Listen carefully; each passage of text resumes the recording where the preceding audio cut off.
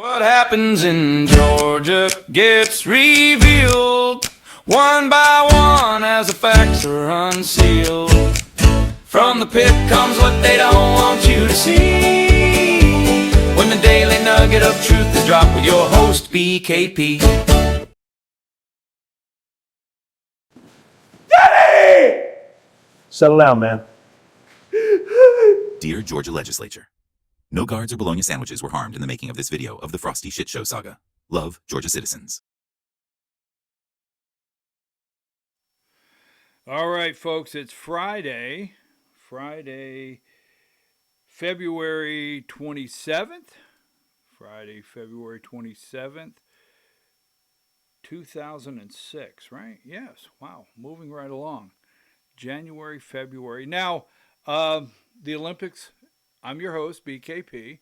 You're watching BKP Politics on voiceofruralamerica.com. Don't forget, our Rumble channel is voiceofruralamerica.com, Facebook, X.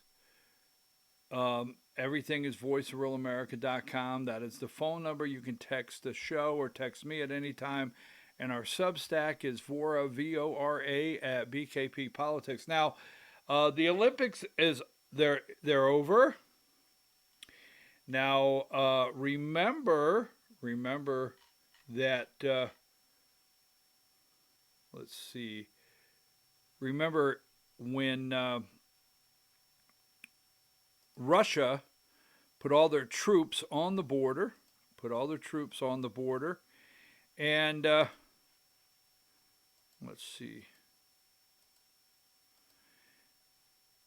When Russia put all their troops on the border right before the Olympics, right, and China, and then 2 weeks later, well, this is of interest because today we have issued an order telling all of our people, the U.S. citizens, hey, you might want to get out of Israel.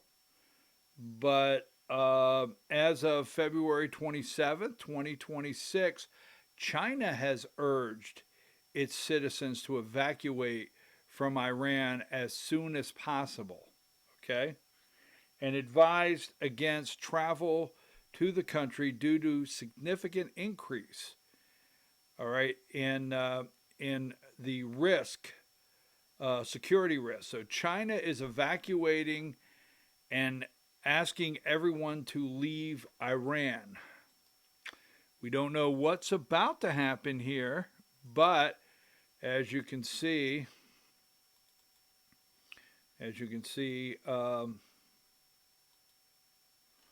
China tells citizens to leave Iran as soon as possible, and China urges citizens to evacuate from Iran as soon as possible. February 27th. So that is today. We're going into the weekend. Don't know what's about to happen. We just want to say, hey, you know what? As soon as Kash Patel finishes that beer, I'm okay with that. But as soon as the FBI director finishes that beer, he gets that down, maybe we can get somebody arrested. Now, yesterday, we're going to get started here. We've got a lot to go over before the weekend. But yesterday, these are what I am now referring to, and the list will continue. Only one on here is not on the list. I'll tell you which one later. I'm going to leave the mystery. But this is what I refer to as Bert's Babes, including John Fredericks.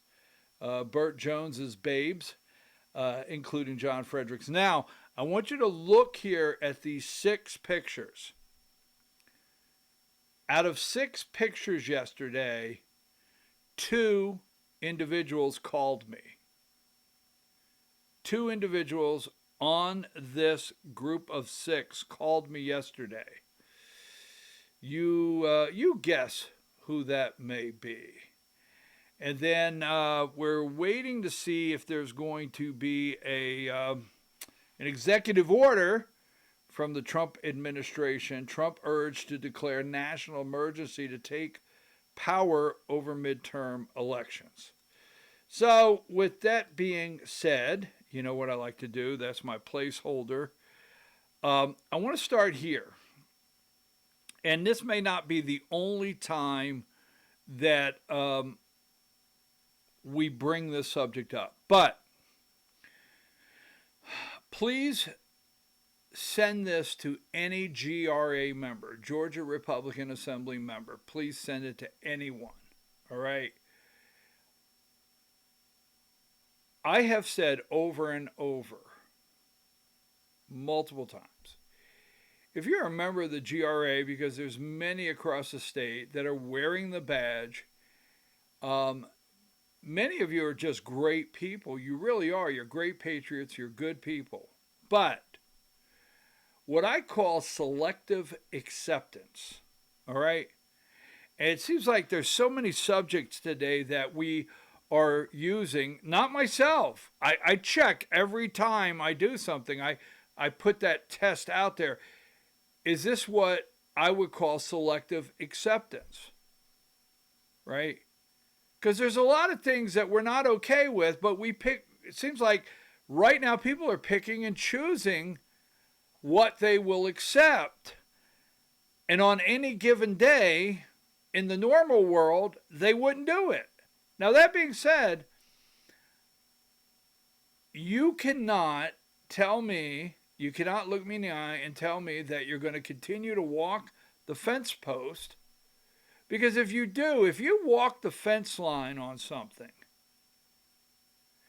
sooner or later you're going to fall off. You're going to lose balance. Now, I don't know about you guys out there, but as kids in the country, if you ever was around the farm or whatever, and you climbed the fence and you walked it to see how far you could go before you lost your balance. Who didn't do that? Because obviously we didn't have iPods and we didn't have earbuds and, other things of entertainment. So walking a fence line was one of the many things we enjoyed on a nice hot summer day. But sooner or later you fall off. And I'm just going to say this. I hope when you do fall off walking that fence line and finding a reason to say, but I'm okay with this for now, I hope when you fall off you don't fall into a pile of. Now, the reason I bring that up, and we're going to get out of this, but I'm going to ask Alex Johnson to please be honest with your membership. Now, Alex Johnson is the National Federation Republican Assembly chair. Nathaniel Darnell is the Georgia Republican Assembly chair. Now, Alex Johnson, please be honest with your membership. Because I'm going to say this. When we had the Georgia GOP State Convention, it was Brant Frost, who at that time, a current member of the GRA, with other members of the GRA participating in the convention, the rigged convention, right? And Alex Johnson never stepped to the mic and said anything. He allowed and watched them block microphones. Now, the reason I say that is I have a big question mark.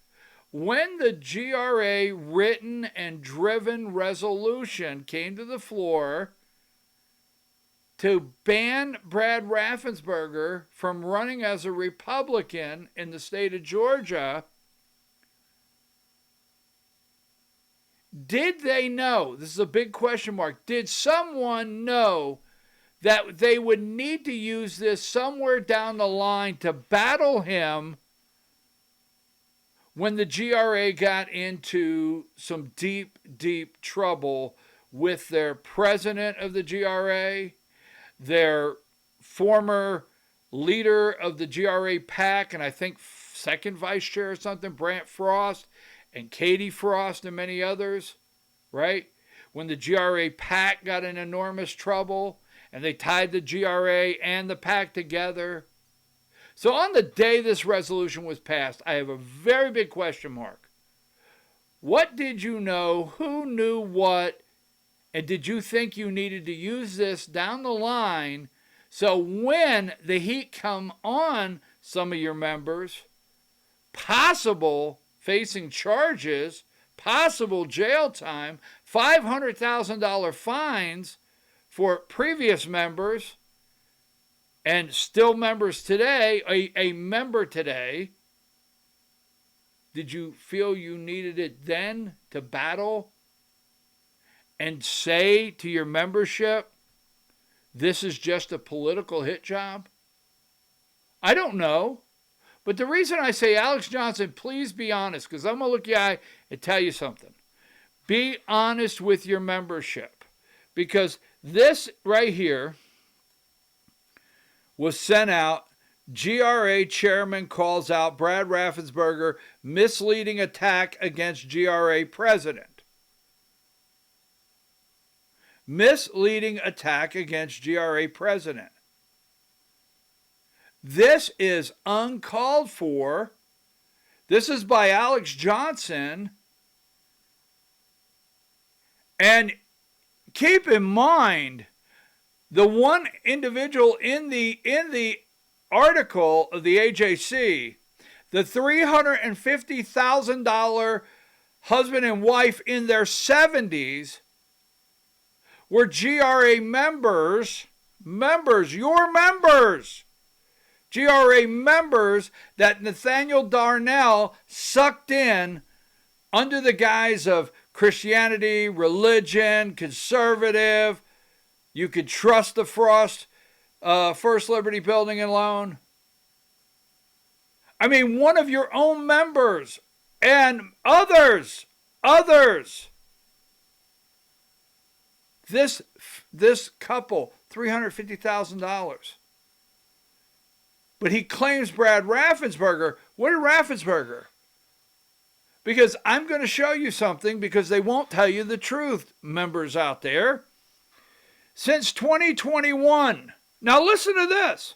Since 2021, the Georgia Republican Assembly has been opposed to Mrs. Raffensperger's lying to voters by attempting to qualify for elected office as Republican. Last year, GRA members and other good Republicans successfully supported a motion, it's a resolution, within the Georgia GOP to prohibit Republican Party from qualifying him as a Republican. Now let's stop right there just a minute. Since 2021, Alex, listen, maybe you don't know this. We'll need to share this with you because I think you do. Since 2021. In 2023, I was first vice chair of the Georgia Republican Party. Let's tell the truth, Alex. Ready? I was first vice chair of the Georgia Republican Party. I publicly went to Josh McCoon. I publicly made a statement on air, with tape, with video, that I wanted the Georgia Republican Party to remove Brad Raffensperger as a Republican so that he could not seek office as a Republican in 2023. I publicly did that on air, and I publicly did that to Josh McCoon, the chairman, and Alex Johnson. They know that.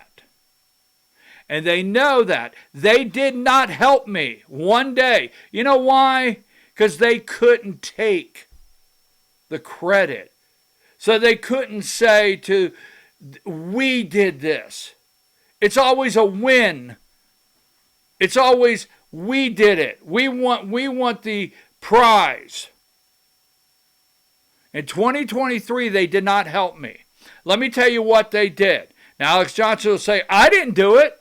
But let me tell you what they did in 2023 while I was the one calling for Brad Raffensperger to be removed as a Republican. Quit letting these people lie to you. And that's the only word I could use is lie. What they were doing is your member, Brant Frost, along with Katie Frost, along with others, they were whipping votes across the state to remove me. Brant Frost was doing polling. Brant Frost was working with GRA member, at that time, Josh McCoon.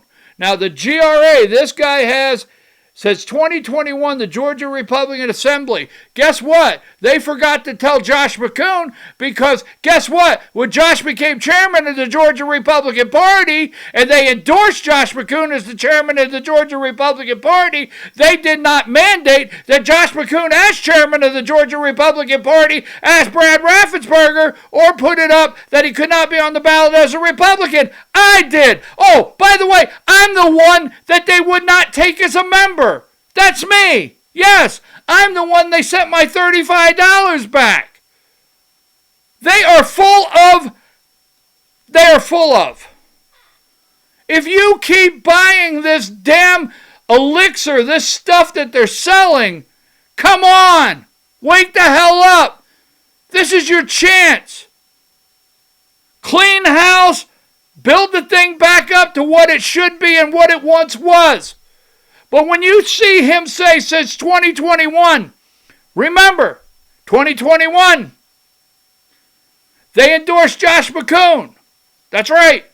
Josh McCoon was a member. Brant Frost was a member. And they were actively the GRA membership while I was the one. See, what they don't tell you is I was the one that took a phone call from their member, Josh McCoon, berating me, saying you can't say that. You can't go out and say that you want Brad Raffensperger removed. I was the one that took the call from their damn member telling me I could not do that. I wanted a vote. But no, it didn't happen. Right? No, Brant Frost was out there whipping votes to get rid of me. And guess what? On the day they held kangaroo court, you know who gave out the clickers? Brant Frost. And you know who had them assigned to every state committee member? Brant Frost. And you know who made sure they were assigned by name to every state committee member? You know why? So they could see who voted to keep me and who voted to get rid of me. And then the reason they had them assigned by name is so they could go after the people that voted to keep me. Oh, those would be the majority of those involved. GRA members. I was the one that won. This is why they got rid of me. But, so why did they run it this time? Why did they go to this rigged convention? Yes, rigged convention. Why did they go to this corrupt Georgia State state convention and try to get this passed this time? To stop him or to use it when needed? So let me tell you something. Since 2021, the GRA has opposed this, right? It is my understanding that the Georgia Republican Assembly President Nathaniel Darnell's own family was victimized. They were victimized by the tune of $250,000 that we know of that he got commissions, all right? And was he victimized, Alex, when he was referring people to First Liberty Building and Loan, knowing it was against his rules and the oath of the office that he takes, or he signs an agreement, I will not sell non-backed securities or whatever it is? Was that being victimized, Alex? I'm so tired of you guys and your damn bullshit. Don't use the word victimized with Nathaniel Darnell, all right, when his clients, 40 or 50 of them, Alex, I'm tired of your damn bullshit. 40 or 50 of his damn clients, Alex, were 60 and older, right? 60 and older. I understand the Georgia Republicans, his own family was victimized by the alleged Ponzi scheme of First Liberty, which is conveniently ignored by Raffensperger. Independent and misleading attacks on Mr. Darnell and unproven claims in Raffensperger's filings. Unproven claims? Really? Really? Unproven claims? This is what they want to tell the membership. And I have to tell you out there, membership, if you're sitting out here and you're eating this bullshit up because it's got Raffensperger's name tied to it, Really? Because let me ask you something. Nathaniel Darnell was so victimized, he got fired.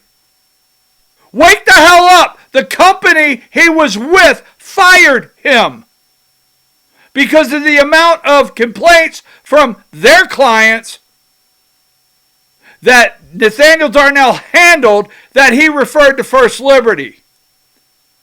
Oh, he was victimized. Nathaniel was a victim. And we're tired of these unproven attacks. We hope that all victims of the alleged Ponzi scheme receive justice and fully compensated, while the political industry opportunist like Mr. Raffensperger are trying to trick voters into thinking they are entitled to Republican votes such as ballot access. Now, once and for all right? Once and for all. Alex Johnson knows, right? Here is the guy right here. Right here. Brant Frost, the fifth. $500,000 penalty referred to for criminal, and I mean criminal, referred to for criminal action. You may have to turn the volume down on your TV. I noticed it got a little loud. My apologies there. Referred to for criminal. Here they are at the wedding, right? The victims. Here is Alex Johnson, right? Alex Johnson and Nathaniel Darnell. Now, let me just say this. The Georgia Republican Party delegates passed a resolution saying that they did not want Brad Raffensperger to be able to be on the ballot as a Republican. Now, what Alex Johnson knows, no matter what he argues, because you will never see Alex Johnson, right? You will never see him go and take Josh McCoon. You don't see that in any of his articles. But what Alex knows is that the resolution they passed had to be codified with the state committee or the executive committee. I would leave that up to the parliamentarian of the Georgia Republican Party and Josh McCoon. But either or, the state committee is about 34 members. The executive committee is about 34 members, and the state committee is about 150. So he knows that. He knows that. We fear we fear it is a total loss. One investor who met with Darnell through the Georgia Republican Assembly said Darnell used his political and religious views to gain our trust. All right? The investor and his wife lost $350,000 of their retirement savings and First Liberty. All right? Yeah, exactly. And this is for political gain. This is for somebody's political gain. Because I have to tell you, these GRA members met with Raffensperger and their investigators. All right? And then we have the Nathaniel Darnell set up another account to move money over, and he was purchasing, according to the AJC, he was going to the liquor store, clothing stores, other retailers, and making payments on credit cards and also car payments. So we're going to, and I want to remind you, okay, that don't forget Josh McCoon in 2021, 2022, 2023, and 2024. It wasn't until the Frost family blow up, right? Josh McCoon was a member of the GRA, and at no time did he participate in trying to remove Brad Raffensperger. And when you say, well, they removed Jeff Duncan, yes, they did remove Jeff Duncan. That is true. But Jeff Duncan, I mean, he went and stood on the stage at the Democrat convention. He endorsed the Democrat. He campaigned for the Democrat against our nominee. So, I mean, it was pretty bad.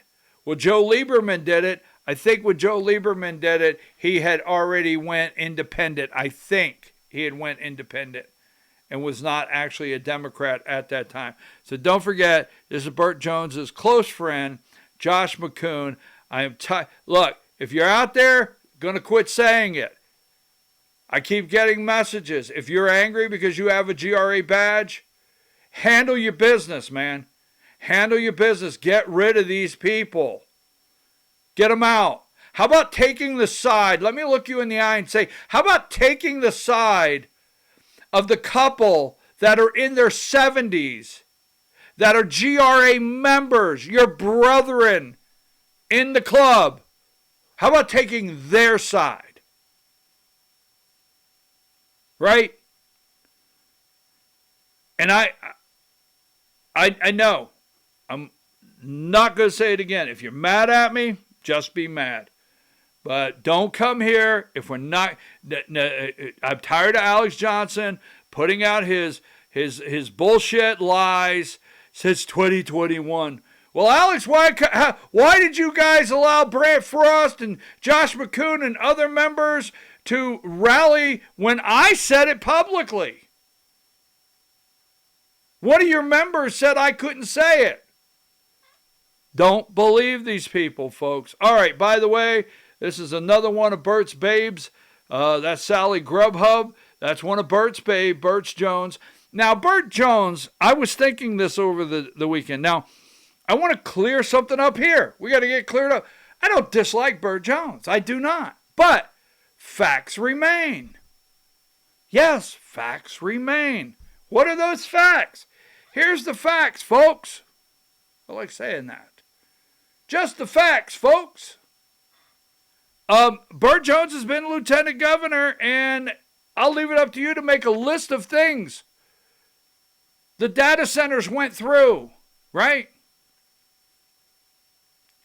Make a list of things. What about all the election integrity things? Why didn't Burt go last year and pound the gavel and say, I will not put a budget on the floor that does not have the money in it to get QR codes out? Why not? Why not last year? Why not this year? Why didn't it's the SB 189 is a law. It's an S and it's a B. It's a Senate Bill 189. It's their bill in the Senate. It says QR codes are supposed to be gone. Why didn't Burt Jones go and say, I refuse? I refuse. I've promised all of our election integrity teams out there, I have promised every Georgian for their vote to be accurate, counted properly. I refuse to put a supplemental budget on this floor for a vote until I see money in there to remove the QR codes. That's just one thing. One. Now, last Saturday, because we have the grifters. The grifters, they're laying low. I do not know exactly how they get money, if they get money, when they get money, if they're doing this out of the goodness of their heart, because it's to further someone's political career. They're not out there trying to save Georgia or America. I will say that. That's my clear opinion by watching what they're doing. But they're out there, and I'll tell you how they work a little later. But Saturday, Rick Jackson entered the race. I don't know Rick Jackson. All I know is the mailers, the commercial, and I went to his kickoff. I did shake his hand, but I went to Burt Jones' kickoff. I've been to Burt Jones' office. I have been on the phone with Lieutenant Governor Jones in the past. I've shook his hand. But I don't know this guy, Rick Jackson. All I know is what I'm hearing and what's coming in through the mail, right? That's it. Now, I hear my dogs going off. Can't do anything about that because I'm home alone, so let's power through. But that's all I know, right? So, Saturday, Burt Jones says to me, in front of people, he said he made it off the cuff comment that I am on Rick Jackson's payroll. And I'm like, no, you need to clear that up. You need to clear it up right now. I'm not on anyone's payroll. So I'm not on anyone's payroll. But I got to thinking about it. I want to say I appreciate the fact that Burt Jones thinks I have that kind of value. Oh, I have to. Because I have to tell you this, I'm not on Rick Jackson's payroll, but, in all the years I've known Burt Jones, I sure as hell haven't gotten a dime from him, right? No, and we have opportunities that people advertise on things that we have, and that's been done in the past multiple times.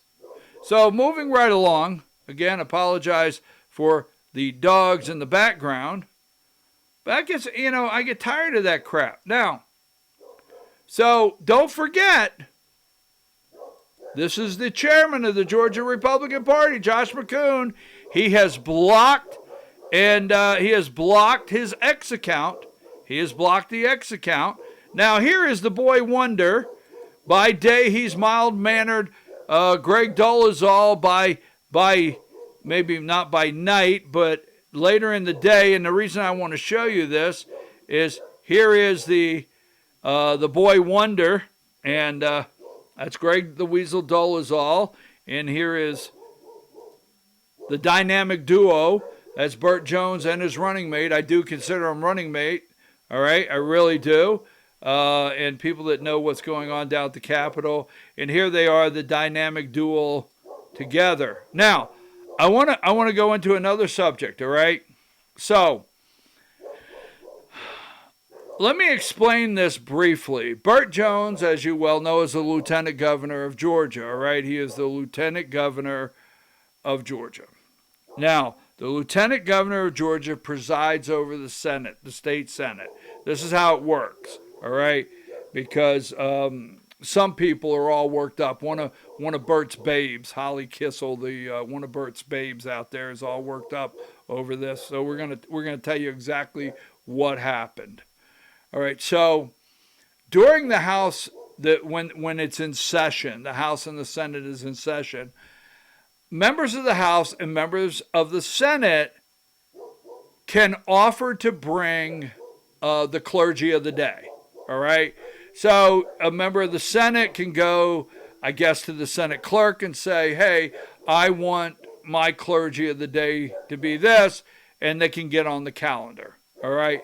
That's basically how it happened. Same thing in the House.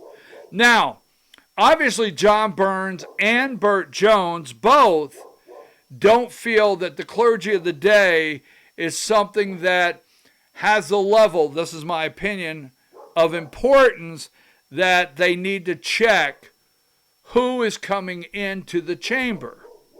All right? So, Burt Jones is the lieutenant governor presiding over the state Senate. Now, if it's me, there would be no way a Democrat would put somebody in the well of the Senate to pray over our Senate in Georgia, preside over it in the manner of bringing the devotion of the day, God's word of the day, unless I know, a Democrat. Let me see who you're bringing in here. So, in fairness, and fair is a place you take a pig to win a blue ribbon, but just because someone said in fairness the other day to Burt Jones, right? Did Burt Jones invite this individual? Was he aware of this individual? I think he should have been. That's just my clear opinion. Now, the other night, the reason I bring this up, because the other night, President Trump looked right out and said, they're sick. These Democrats are sick. And that is, who is that? That's Mr. McBride. Now, the House refers to Sarah McBride of Delaware as Mr. McBride. That is a man, okay?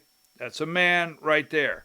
So as Donald Trump saying they are sick, these people are sick, Burt Jones, presider of the Senate had a transgender, the first ever, Reverend Kimball Sorrells. All right? I heard you made history today. Now, let me play this video. Kimball, I heard a rumor that you made history today. What's the rumor?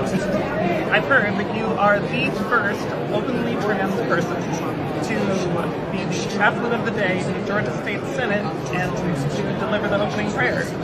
I think that might be true, yes. So, yes, I just got done finishing my devotion, and it was a fun time to get to chat with them and reflect with them. So, yeah. So did you tell them they need to stop passing anti-trans legislation?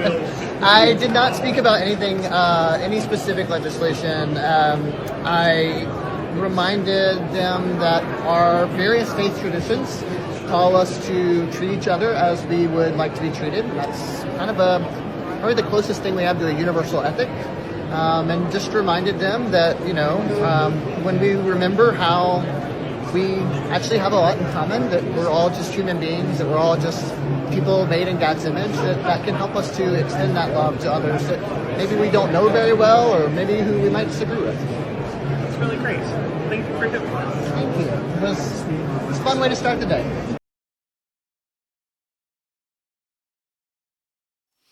Now, the other individual is transgender, running for state house. But that was, let me get this back up here. That was, no, that's not what I wanted. I apologize for that. I had it here just a minute ago. Won't take but a second. There you go. That is Reverend Kimball Sorrells. Now, so maybe the boy wonder, instead of standing in the well, putting on his daily political stunts, maybe the boy wonder should have went around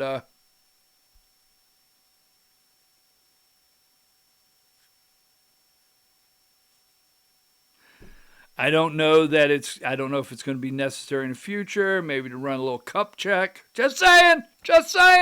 I'm not the bad guy, just saying. Maybe. But here's the fact. Lieutenant Governor of Georgia presides over the Senate, and in the Senate for the first time ever, a transgender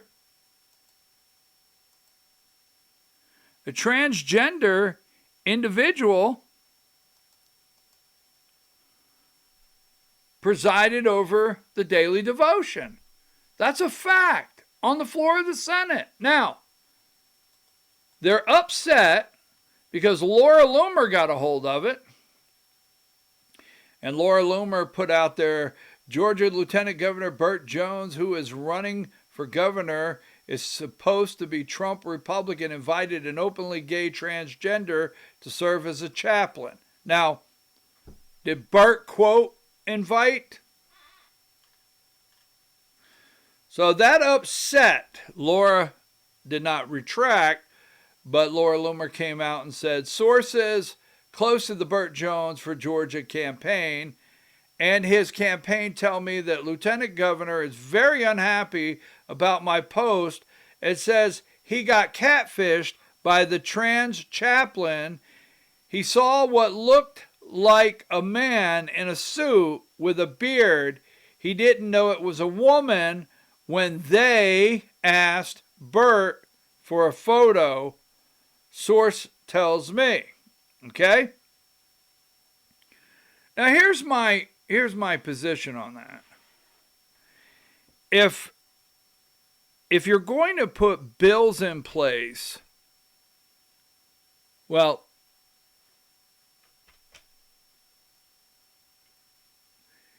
if the House of Representatives and the United States government does not recognize Sarah McBride as a woman and addresses her or him as Mr. McBride,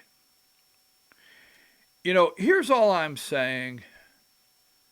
Whatever you want to call confusion, the lieutenant governor says he got catfished. I think between John Burns and Burt Jones, maybe when a certain Democrat or Democrats, people are going to attack me and say, "Oh, you're going to do a litmus test on Democrats." I think when certain Democrats say, "I want, the clergy of the day," someone ought to say, "We might need to check who that is, who they would bring in." I'm just saying, just a thought. All right? Because at the end of the day, a transgender stood in the well of the Senate and had prayer with our state senators and did the daily devotion. So don't think that the Senate is alone. And here's the reason I think it's upsetting to me in another way. And I'm not attacking Burt Jones out there because I know all the Burt babes will be upset today. But the Reverend Andy Woodworth, right, is recognized as the first openly transgender pastor to serve as a pastor of the day for the Georgia House of Representatives. So it's not only the Senate. She delivered the morning devotional prayer on March 11, 2024, at the invitation of Democrat State Representative Sarah Draper of Atlanta.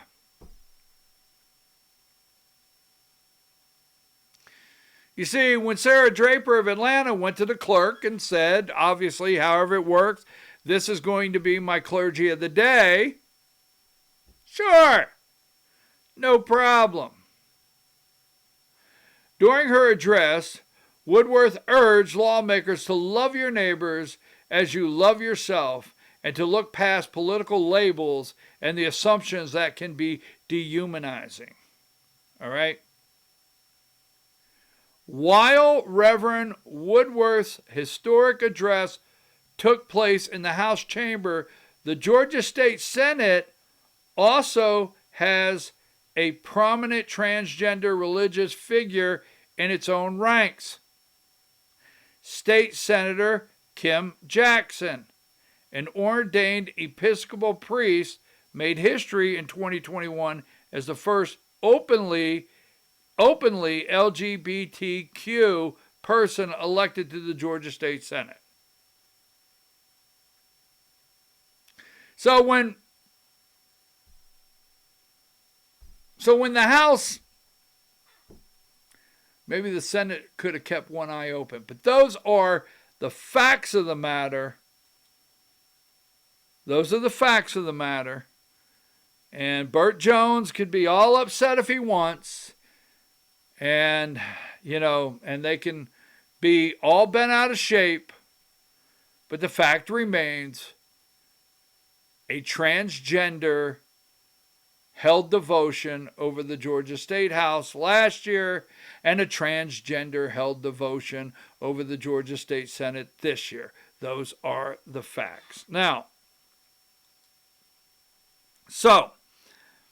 one of the other reasons I brought up the boy wonder while we're moving right along here, that would be Greg Dolezal, the boy wonder. This is a little note. Georgia Senate skips vote on bill to block data center cost from hitting power bills. Right? The Georgia Senate adjourned Thursday without voting on a bill that would prevent electric utilities from passing data center infrastructure cost onto residential customers. A move critics said was designed to avoid a likely defeat for Republican leadership.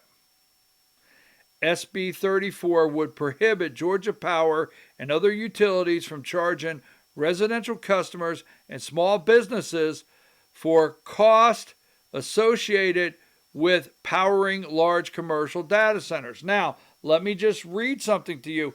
I mean, you still trust these people. I know I can find it here. It won't take me but a second. We'll get this out of the way. Let's see if I can find this.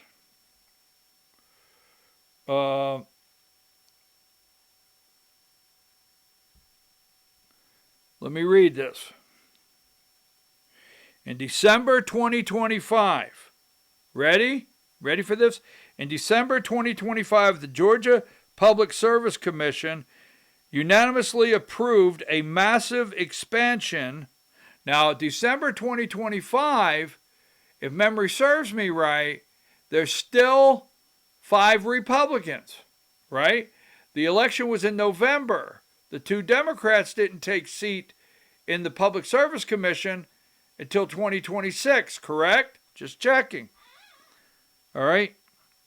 So the Public Service Commission unanimously approved a massive expansion for Georgia Power to add nearly 10,000 megawatts of new energy capacity, right?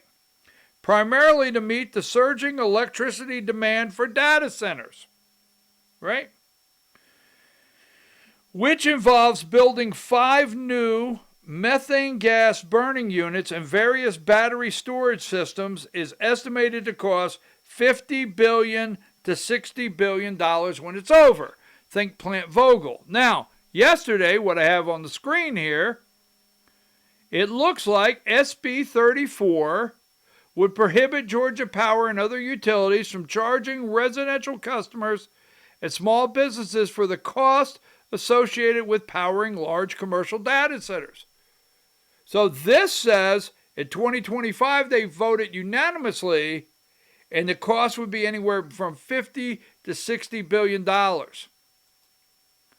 But the Senate, right? That'd be the Georgia State Senate once again. Who presides over the Senate? Here is another one right here. You can't make this up. And you keep trusting these people. Hours before the 13-year lawmaker had cobbled together enough support to avoid what he saw as a gutting of his bills to protect Georgia homes and businesses from data center boom, right? In his hands was an amendment to restore the original version of SB 34, a measure that has become ground zero in the legislators' debate over how to regulate data centers and power companies set to spend billions to supply them with tons of electricity. Now, so once again, Georgia Senate skips. We will see what happens. Keep an eye on this. They skip a vote on a bill to block data center costs. And as we know, don't forget, this is the Georgia State Senate. You would think this would be a priority because you have the boy wonder here running around saying he's going to claw back, right, those tax exemptions for data centers. And then people are mad and they're angry because of Georgians for Integrity running commercials that talk about Burt Jones, his family. You remember that piece of property on I-75 with all those data centers? So this bill would probably affect the data centers probably on Burt Jones's property down there, or his family's property, or his dad's property, whatever it may be. So Batman could have swooped in yesterday and said, you vote on this bill right now. Right? And the boy wonder could have went around the chamber and said, hey, I'm out there promising I'm going to take these data centers. You stop this now. Just saying, I didn't write the article. There it is. Follow that up. Oh, man. All right, what's next? Oh, by the way, the AJC has to stir it up. They cannot stop with the stirring. The stirring over and over, right? So, bottles for Burt. Bottles for Burt. You can get 2 of them for $2.79. If you had stopped into one of Jones Petroleum gas stations. Now, Jones Petroleum gas stations, that's the Jones family. Burt Jones's family, they have a company called Jones Petroleum Gas. They have stations all over the state of Georgia, and they provide fuel to a lot of gas stations, North Georgia, and so forth. But if you stop at one of their convenience stores, right, in Jackson over the weekend, you would have seen something that caught your attention. Bottles of water for sale that were co-branded Burt Jones for Governor on one side and Jones Petroleum on the other. Jones Petroleum is, of course, the sprawling family business founded by Lieutenant Governor Burt Jones' father, Bill Jones. It is a source of Burt's personal fortune, which allowed him to loan himself $10 million, according to the AJC. We're told the Jones campaign already filed paperwork to declare the water bottles as an in-kind contribution from Jones Petroleum. But you can get a Burt Jones for Governor, an in-kind contribution, if you purchase that water. Now, ad watch. So you got to keep the Rick Jackson, Burt Jones going into the weekend. The latest ad tracking numbers show the mysterious Georgians for Integrity Group has now spent more than $17 million attacking Burt Jones. Now, I find it interesting they have to put that sentence, the AJC, right under a picture of Rick Jackson. Now, in my understanding is there's been no, and I mean absolutely no proof that Georgians for Integrity project is tied to Rick Jackson. That's my understanding right now, okay? But yes, a lot of money has been spent. So here's one I want to run with. This is Jeff Duncan. I got in a little trouble yesterday because in my Substack article I put out what I call the Jeff Duncan Republicans. Now, this, let's see, I thought I had it. But right here, let's see if I have it before I jump out. This lady right here, right? Her name is Roman. Is that her name? Roman? She left. She's Palestinian. She left the governor's race. She was going to run for governor. Exit leaves few women running for governor at the top office. She's now running for state senate. All right, she's running for a state senate seat. Now, talking about Jeff Duncan, she said, I watched a video she put out. Now, in transparency, I have sit down one-on-one with her. I went to, where was I at? I was in Powder Springs, right? Was I in Powder Springs? And I was at a Middle Eastern coffee shop. Yes, a Middle Eastern coffee shop in Powder Springs. I was there, went right in there, and I sat down with this lady for 30 minutes and had a conversation. I will go talk to anyone, folks. I'll go talk to anyone. And we had a conversation.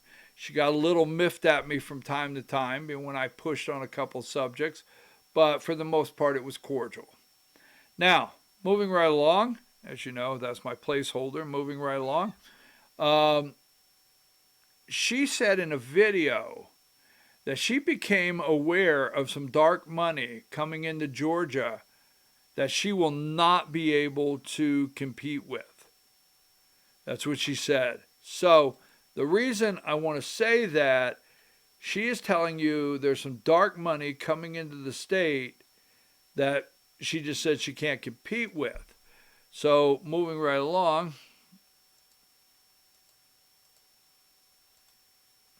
Jeff Duncan here, I want to get this up here. Jeff Duncan, I call him Jeff Duncan Republicans. Relax. That angers you. Jeff Duncan's not a Republican. He's a Democrat now. He can't run. Relax. I will explain later.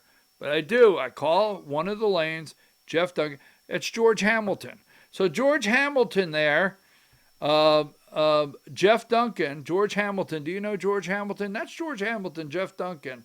All right. He's a minor leaguer. He never could get out of the minor leagues. He pitched in the minor leagues. He never got called up to the big leagues. He's been upset ever since, right? So he's a minor leaguer. He cannot make the big time. Endorsement watch. So the Southern Regional Council of Carpenters Union endorsed Jeff Duncan this week in the Democrat primary. The Republican turned Democrat has been courting labor groups around the state, including the carpenters. All right. So let me say this.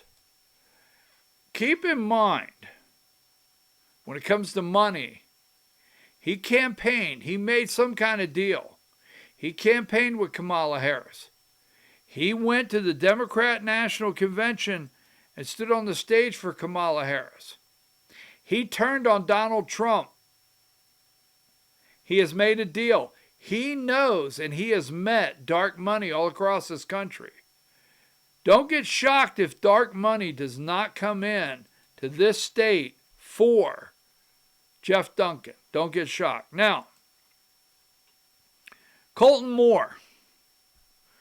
So as you know, we report on things here, okay?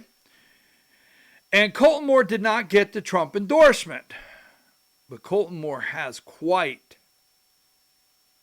a voting block in the 14th District. And it's not going away.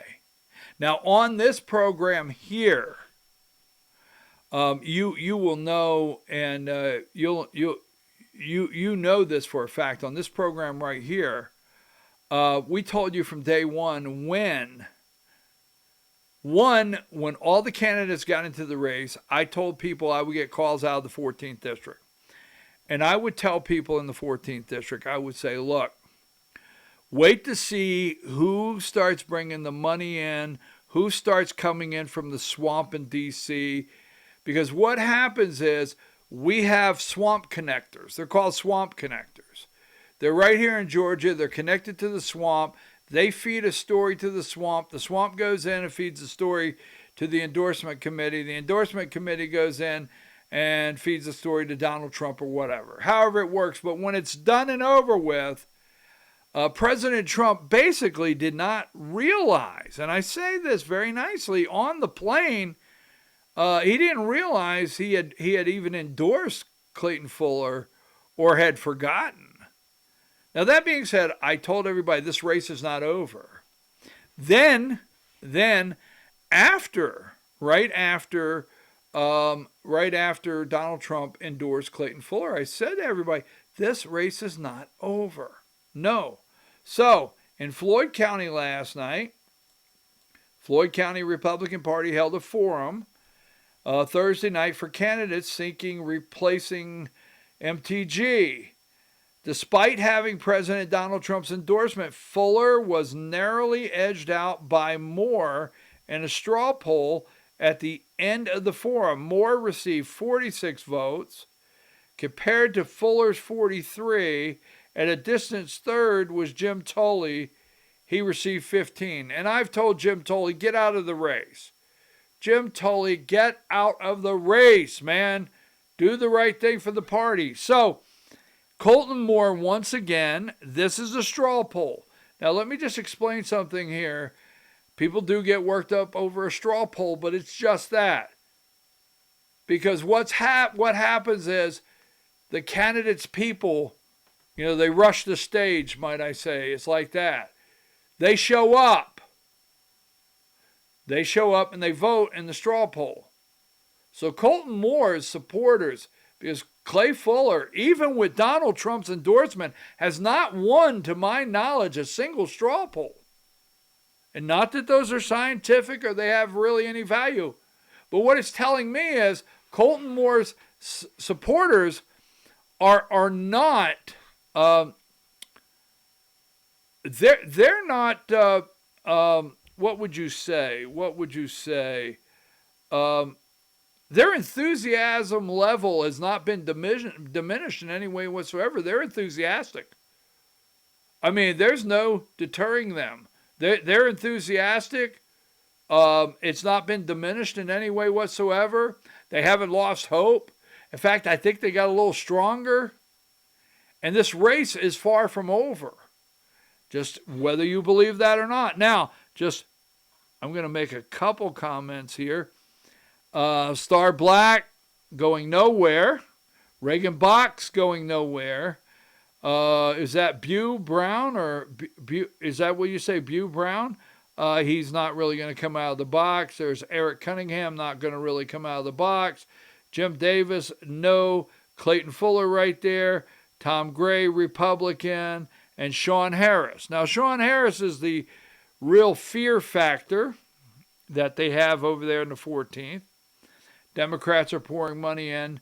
And the Democrat, Jonathan Hobbs. Nikki Lama, that's a good candidate. He is a good candidate. He's a former Dalton City Council member. Good candidate, nice young man, solid guy. I mean, I will tell you this. More people tell me, even the ones that are supporting Colton Moore or others, they'll say, but you know, Nikki Lama's a really nice guy. They like him.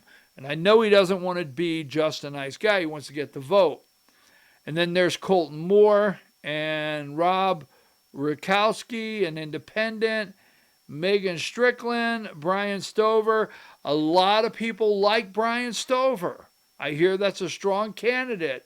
Jim Tully should get out of the race. Jim Tully, former field agent for MTG, should just totally get out of the race. Jennifer J. Turnipseed. Now, I want to say something here. I think today's the day on a Friday I can just go out on this limb. Let me go on this limb. If I'm wrong, I'm wrong. But I want to put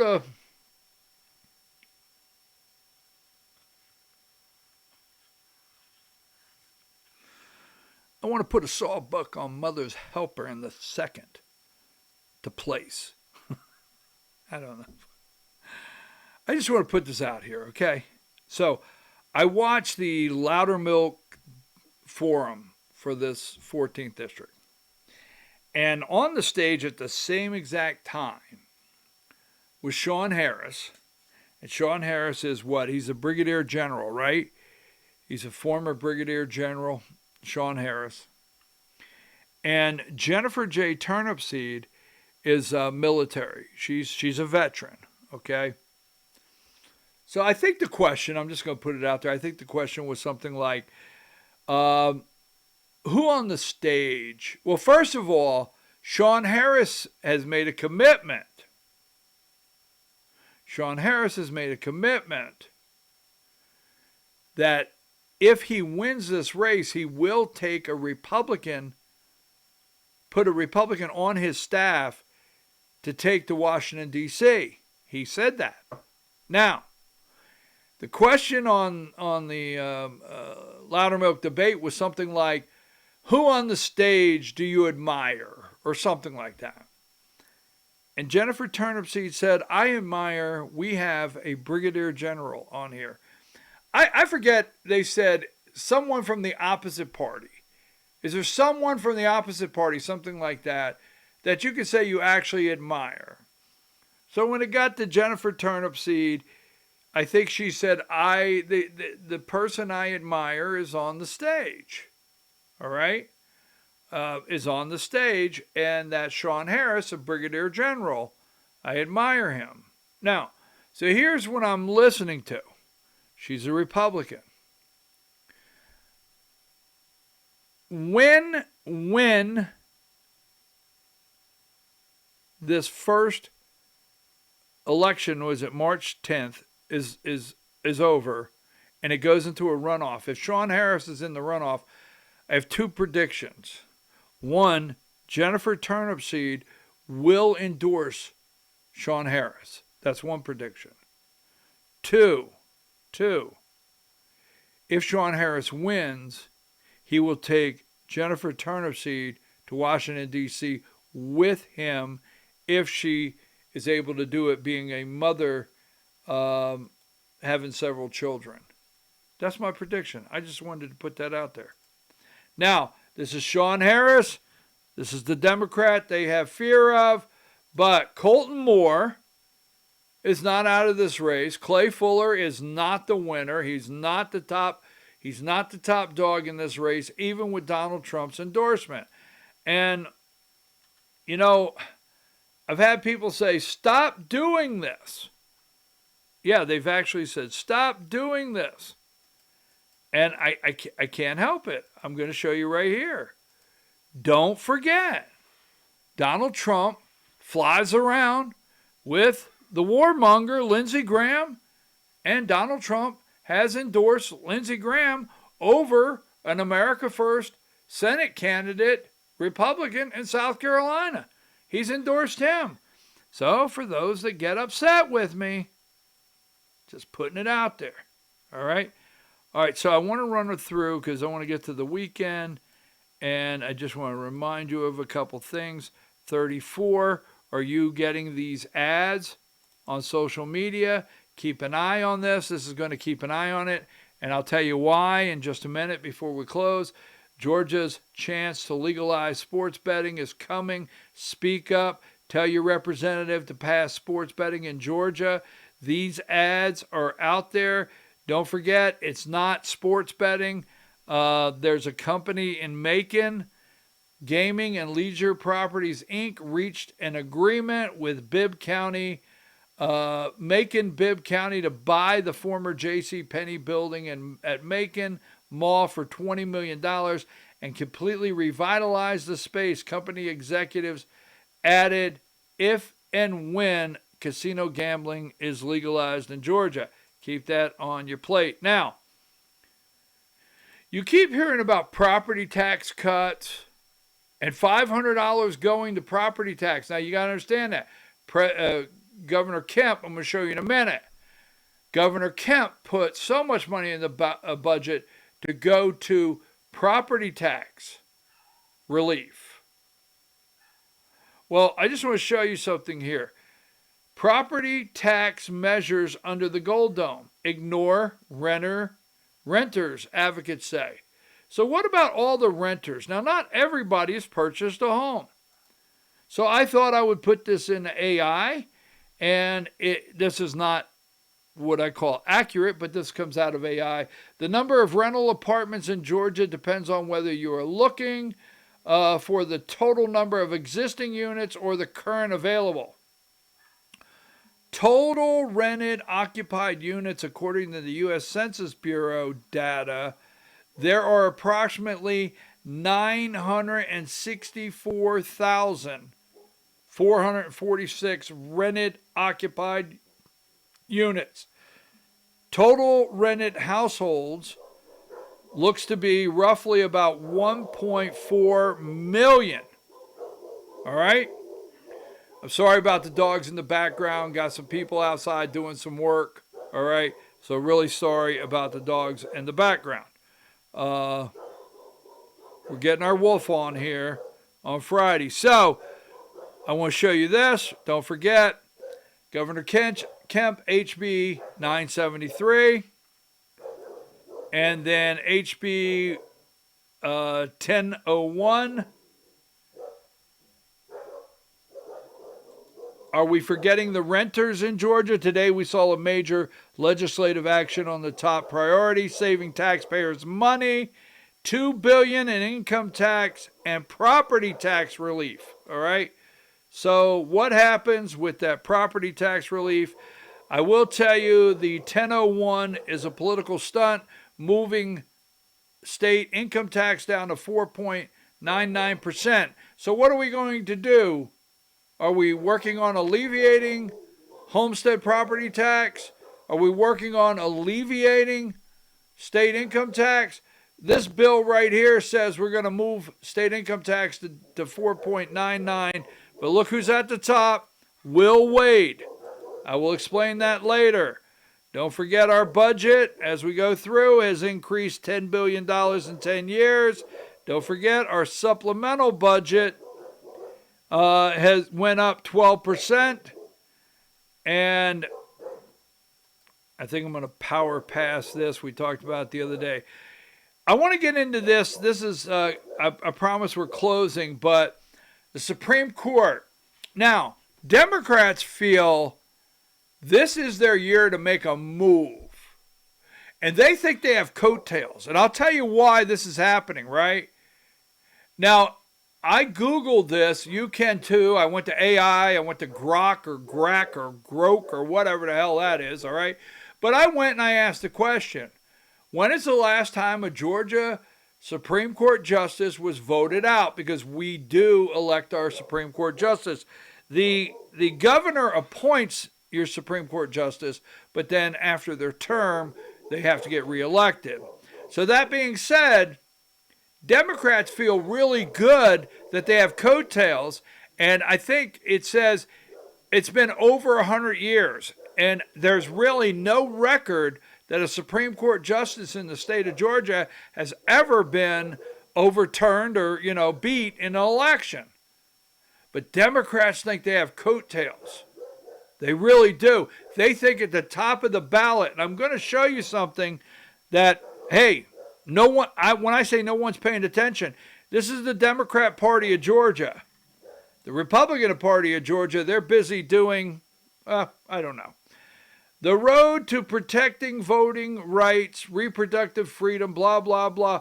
We're proud to support Miracle Rankin, that's her name, Miracle Rankin, and Jen Jordan for Supreme Court. Now, Jen Jordan has name recognition, but they're running for Supreme Court. Now, Miracle, what's her name? Miracle Rankin. I want to show you something. She's running against, right? She's running against Charlie Bethel. Do you know Charlie Bethel, Supreme Court Justice Charlie Bethel? Charlie Bethel was appointed, and this is going to be an interesting fact. Charlie Bethel was appointed. Now, he does have he did go to law school, right? He did go to law school. But he was appointed appeals court judge by Governor Nathan Deal. But what's interesting here is Charlie Bethel, that's who she's running against. It's who Miracle is running against. And Charlie Bethel, just a little quick note here. Charlie Bethel, he was a member of the Georgia State Senate District 54. All right? He was a state senator. He was appointed to the appeals court in 2017 by Nathan Deal, and then he went from an appeals court to the Supreme Court, again by Nathan Deal. So Nathan Deal appointed him to appeals court, appointed him to the Supreme Court from the position of state senator. Now here's the interesting part of this. Charlie Bethel has never tried a case in a courtroom. Look it up. Look it up. Charlie Bethel has never tried a case in a courtroom. Nope. Is state senator, went to appeals court judge, went to Supreme Court judge, never tried a case in the courtroom. Period. Interesting. Now, the one thing about it, look at the last time he ran. The last time he ran, he won decisively, but this was in 2020, his last term. He won 52% to almost 48%. Now, Beth Beskin, in 2020, in my opinion, 92,000 votes came pretty close to unseating this guy. Democrats think this is their year. Do you realize what happens if they unseat a Supreme Court justice? They think this is their year. So let's remember, President Trump endorsed Lindsey Graham. Now, a couple facts or a couple things before we go. Don't forget, all right, don't forget, I'm going to play something for you. Now, you have heard about taking over Fulton County Board of Elections. You have heard about Fani Willis, right? You've heard about Fani Willis and the documents and being in cahoots with Joe Biden. I want to play this little memory here. I want to play this memory. Stay with me. I might play more next week. But listen to this. I did want to take just a few minutes to speak to some history that's trying to repeat itself over the last few days here in Georgia. Many of you will recall that in the final weeks of 2020, I clearly and repeatedly said that I would not be calling a special session of the General Assembly to overturn the 2020 election results because such an action would have been unconstitutional. It was that simple. Fast forward today, nearly 3 years later, memories are fading fast. There have been calls by one individual in the General Assembly and echoed outside of these walls by the former president for a special session that would ignore current Georgia law and directly interfere with the proceedings of a separate but equal branch of government. Now, my concerns with the Fulton County District Attorney's handling of this case and the special purpose grand jury have been well documented. We are now seeing what happens when prosecutors move forward with highly charged indictments and trials in the middle of an election. Simply put, it sows distrust and provides easy pickings for those who see the district attorney's action as guided by politics. But let me be clear. We have a law in the state of Georgia that clearly outlines the legal steps that can be taken if constituents believe their local prosecutors are violating their oath by engaging in unethical or illegal behavior. Up to this point, I have not seen any evidence that DA Willis's actions or lack thereof warrant action by the Prosecuting Attorney Oversight Commission. But that will ultimately be a decision that the Commission will make. Regardless, in my mind, a special session of the General Assembly to end run around this law is not feasible and may ultimately prove to be unconstitutional. The bottom line is that in the state of Georgia, as long as I'm governor, we're going to follow the law and the Constitution, regardless of who it helps or harms politically. Over the last few years, some inside and outside of this building may have forgotten that, but I can assure you, I have not. The oath I took with my hand on the Bible that's right behind me in January of 23 is the same Bible that I took in my inauguration in 2019. And in Georgia, we will not be engaging in political theater that only inflames the emotions of the moment. We will do what is right. We will uphold our oaths as public servants. And it's my belief that our state will be better off for it. And with that, Director Stallings and I are glad to answer any questions. Greg? Governor, I've talked to at least 5 Republican state senators who have directly gotten threats because of what you just mentioned, because of all the inflamed rhetoric. Are you worried about that? And what is your message directly to Colton Moore and others who are inflaming those tensions? Well, look, I know full well about threats. You know, my family and I have been dealing with that over the last 3 years. So I understand how a lot of the legislators are feeling right now. It is wrong. It is unnecessary. And in the state of Georgia, when we have people that are making threats against our citizens, whether they're elected officials or not, we take that very seriously, and we will act on that. I've instructed Director Hosey and the rest of our law enforcement community to work with the General Assembly to do just that. Governor, separately, I got a question for you and a question for Director. For you, Governor, Senator Moore is also talking about pursuing the funding, the statutory funding that goes to District Attorney's Office. Can you address that? Well, I think the Speaker laid that out pretty clearly yesterday, because if he's wanting to defund a district attorney, it's going to defund all of them. And this is a conversation. He's a legislator. If he wants to have that conversation, he can do it during the regular session that we have coming up in January. And but let me just say this. You know, these are the distractions that get you to lose elections. The last time we were talking about special sessions here in the state of Georgia, just a few weeks later, the Republican majority lost 2 U.S. Senate races. And I can tell you that as long as I'm governor, we are going to stay focused on the issues that help all Georgians. That is the way you win races. That is the way you move forward. Things like cutting taxes, doing $2 billion tax rebates, suspending the gas tax that saved our families and our businesses $1.7 billion, teacher pay raises, law enforcement pay raises, going after street gangs, street racers, human traffickers, drug dealers.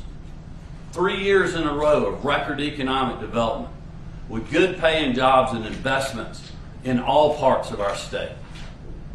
That's what helps people fight through Joe Biden's 40-year high inflation, not focusing on the past or some grifter scam that somebody's doing to help them raise a few dollars into their campaign account. That is what we're going to stay focused on. Do you have something for the director? All right, there you have it. There you have it, folks. There you have it, right? Now, let me remind you of something, all right? And the reason I put that up, because I've asked people over and over, you know, here's who he's talking about. He's talking about Colton Moore. And he's talking about Colton Moore. And this press conference is right after President Trump is arrested in Fulton County, right? Colton Moore sends a letter to Governor Kemp as state senator asking for a special session to remove Fonnie Willis, right? This is the press conference. Now, the reason I brought this up and want you to see this is we're going into the 2026 election. We got a lot going on. But it's why it absolutely, when you wonder, like, why do you get upset? Because on this day of this press conference, hold on, I'm going to get there. This guy right here, Greg Dolezal, was not standing there with us. He was not. When he asked for a special session to remove Fonnie Willis, Brian Kemp came out and he did this press conference. We had a rally at Liberty Plaza. We had a press conference at the Capitol. I did not see Greg Dolezal anywhere around, nowhere. And now all of a sudden the boy wonder has just, it's amazing what all he's discovered in Fulton County. But don't forget, by day he's good friends with the Fulton County Commissioner, Ron Pitts. And the boy wonder, Greg the Weasel Dolezal, he was not there. He didn't attend when Colton Moore wrote that letter to Brian Kemp. No matter what you think, that's the press conference. All right? That's it. So I just wanted to show you that today. Now, where were we at? Running right along. I've got to show you this. We got to get out. Today has been quite long. I appreciate it. What say you? What say you?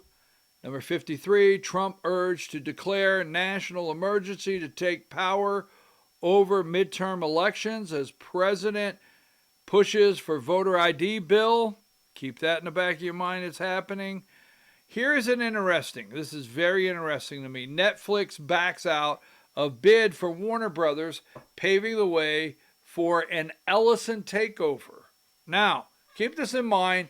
Connect the dots. Who's controlling information? All right. Now, Netflix, everybody's worked up. Susan Rice, the old Barack Obama, Netflix. All right. And we actually have people out there cheering that Paramount has won the deal over Netflix. But it provides for, pay attention, right, an Ellison takeover. You can't make up this with information.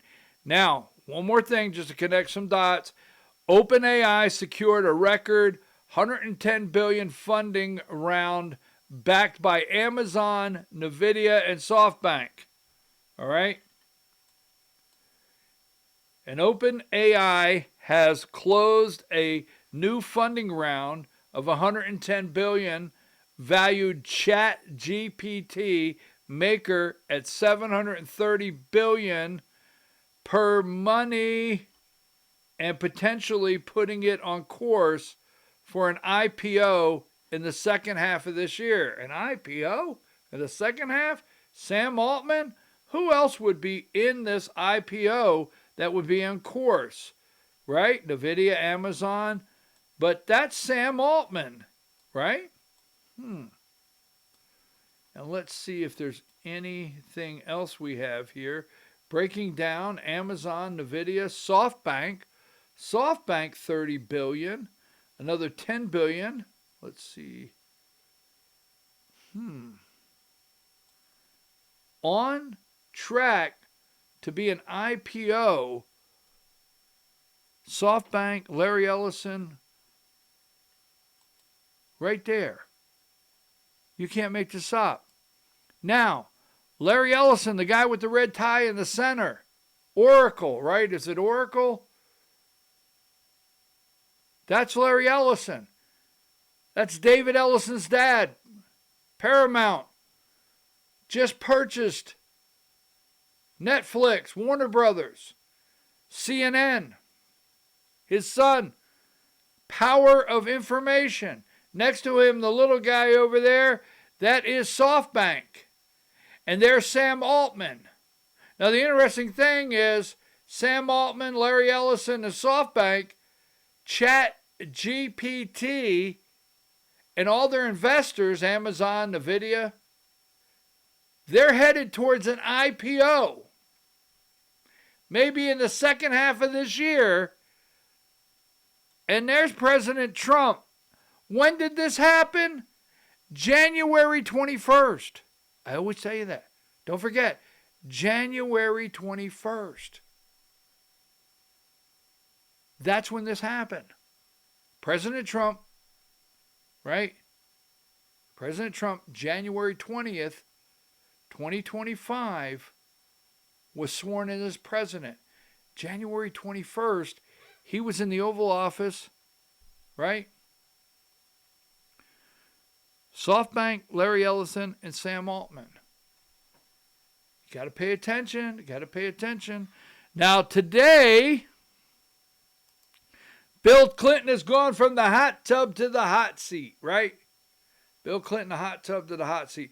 You know what? Democrats put people in jail. Now, James Cornyn, or whatever his name is, James, what is James' name? The guy that's the chair of the ethics committee, whatever his name is, right? He brings them in behind closed doors, Hillary Clinton yesterday, Bill Clinton, knowing this is going to run the news cycle. This is definitely going to run the news cycle. I wonder if this will run the news cycle over an attack on Iran. Interesting. But Bill, and then you have Hillary there yesterday, a hill to die on. Hill comes out. Now, this is where, this is a leaked photo. Now, they had a closed-door testimony, and no phones or pictures were to be taken, no recordings. And Laura Boebert takes a picture inside the room of Hillary, sends it to the Benny show. Now, Benny's in the tank. Benny carries water for the administration, for Turning Point USA. And they put this out, and it's just terrible. Now, there's Lugnick, right? With Jeffrey Epstein. There's Lugnick. Get rid of this guy. Folks, if Democrats take over, if they win, if they do, they're going to bring Donald Trump up on everything under the sun. Everything. I'm serious. I mean, you cannot point to one certain thing they're going to bring up. But right now, the Epstein file, they're claiming is there 50 pages missing, right? I mean, I do not like Steve Bannon, Sam I am. I do not like him anytime, anywhere, Sam I am, whatever, okay? I don't like Steve Bannon. This is a setup. This is a setup, and I'm going to tell you why. I'm very concerned that Texas is going to set the stage for something that's going to be very bad for this country. Now, Bannon is out there blasting Trump. Now, President Trump is headed to Texas. He's headed to Texas, and he's inviting all three candidates. James Cornyn, is it Cornyn? Is that the senator from Texas? Cornyn?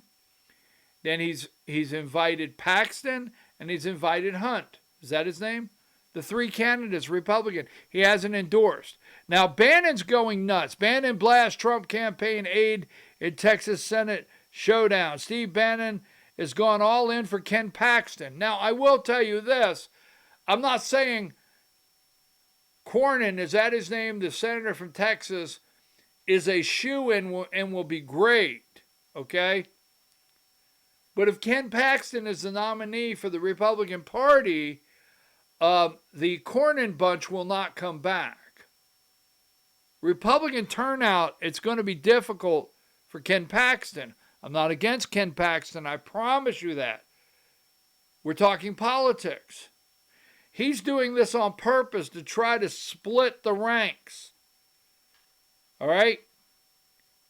And this right here is my biggest concern, one of my biggest concerns in America today. This is the Texas race. All right? Now, Paxton is 42 over Cornyn, 30, 14 for Hunt. Looks like Paxton will win. There's a lot of talk that if Paxton's the nominee, Cornyn's voters will not come back out. That's what I hear.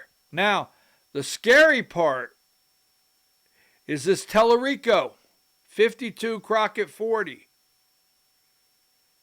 I'm very concerned that, I think his name's James, I'm very concerned the state representative or senator, I think he's a state representative in Texas, will win Tellerico, and Texas will send a Democrat to the Senate. I think it's very possible. I have sounded the alarm.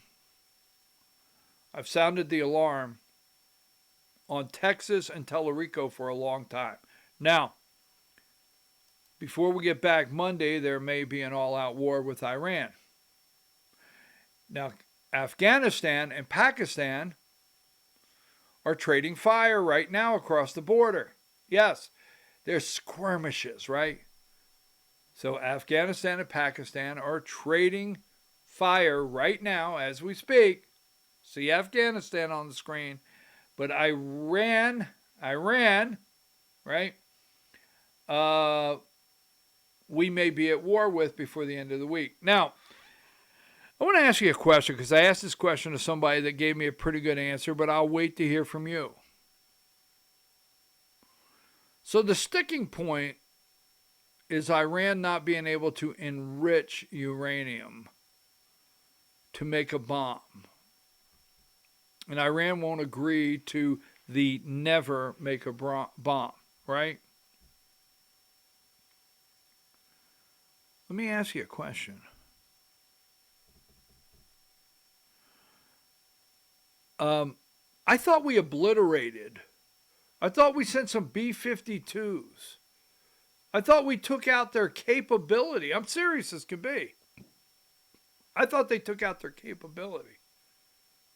I'm a little confused that we're back discussing Iran. Now, do we want Iran to be the people to be free there? Do we want to stop?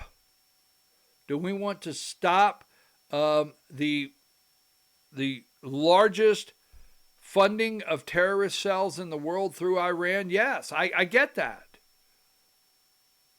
I have a concern. One, Iran is not Kansas, so I mean, it's over there. 2, I thought we obliterated the nuclear weapons. 3, I wish they were free, but then again, I think we should solve our problems first. And also, with the 30 million that got into this country illegally, crossed the border, and who they are and where they're at, I don't know how many terrorist cells are in this country. I really don't. I mean, seriously, I think we ought to ask, as soon as Cash Patel finishes that beer, we ought to ask Cash, is he concerned about threats internally in this country, or have they been working on that? Just saying. So before we get back Monday. All right, as we go into the weekend, always our reminder, Georgia party control since 2005. You see the red right into 2026 from 2005. Republicans have controlled the governor, Senate, and House since 2005. And last, I think it's last but not least, on March 6th will be crossover day. Monday, I think this past Monday was the last day they could drop a bill. They're on both sides, the House and the Senate, working out details now to cross bills over from one to the other. That happens March 6th. Keep an eye on it. Read legislation this weekend. And folks, get a dog. If you don't have a dog, get a dog. That's my sassafras. Sassafras for 17. I had sassafras for 17 years. Now, her name, Sassy. But if I said sassafras, that was important. Sassafras would take attention. We had to have a talk. Have a good weekend. Yes. And let me say something. If a politician continues to be reelected one right after another term, it's not because they're doing a good job. It's because the system's rigged. If a politician gets elected the first time, there's the anticipation that they may do a good job for their constituents. They get reelected, it's the beginning of the system is rigged. Right? And it goes on. So anytime you look at someone and they're in their third term, fourth term, fifth term, please, it's not because they are there to save the country, restore the republic for which it stands, and they're doing an amazing job. They are still in the position because it's their political career, and the system's rigged until they leave. And when they leave, they pick their replacement as though you are getting to vote someone else in. It's a whole vicious cycle. I would like to completely destroy and take down the political system. I'd love to blow the political system up totally and completely in this country. Yes. So the grifters are out there. Be careful as you're making your way through. The grifters are out there. They will probably attack me over and over.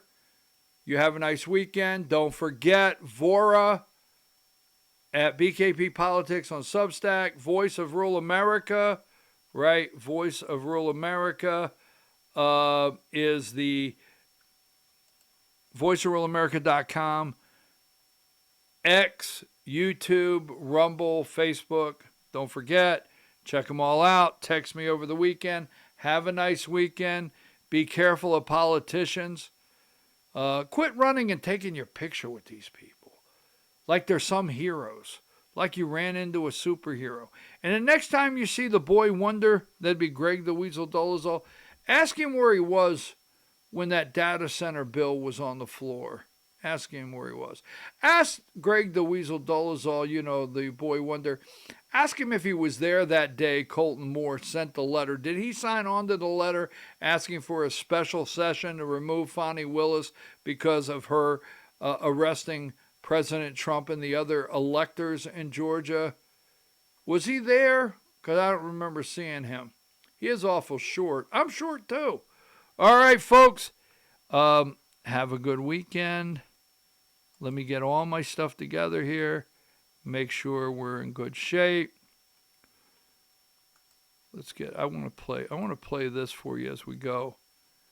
And we'll be back Monday. Settle down, man. Dear Georgia Legislature, no guards or bologna sandwiches were harmed in the making of this video of the Frosty. What happens in Georgia gets revealed one by one as the facts are unsealed. From the pit comes what they don't want you to see. When the daily nugget of truth is dropped with your host, BKP.